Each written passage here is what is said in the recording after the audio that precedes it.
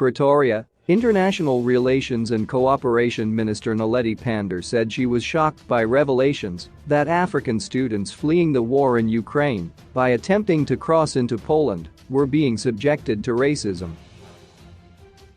"I was fairly shocked this morning to get a message that African students trying to get through the Poland border were being pushed to the back of the line because they are black and being denied entry in the queue position in which they were in," said Pandor.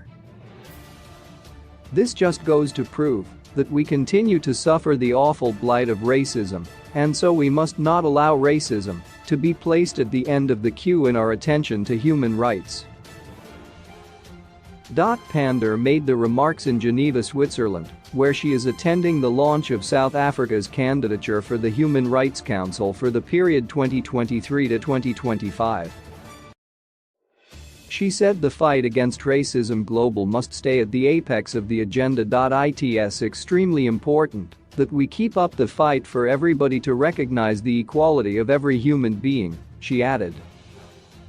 This week in Pretoria, the Department of International Relations and Company Operation, DIRCO, said it had been alerted to cases of racism directed at the African nationals fleeing Ukraine. Thousands of people in Ukraine are evacuating to neighboring countries due to the Russian invasion.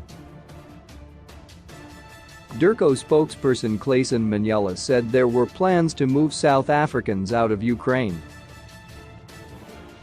"We have around 200 South Africans that are registered with our office, and our ambassador in Ukraine, Andre Gronwald, has been busy organizing their movement out of the country.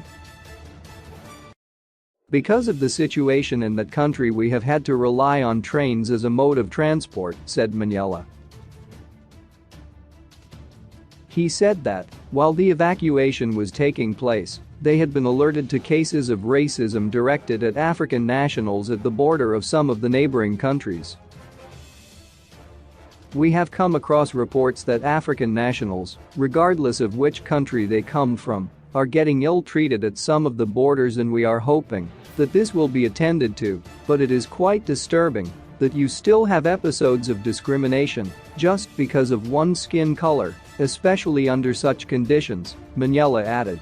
He said they had advised those stranded in Ukraine to contact the South African embassy or to call the 24-hour operations center in the department.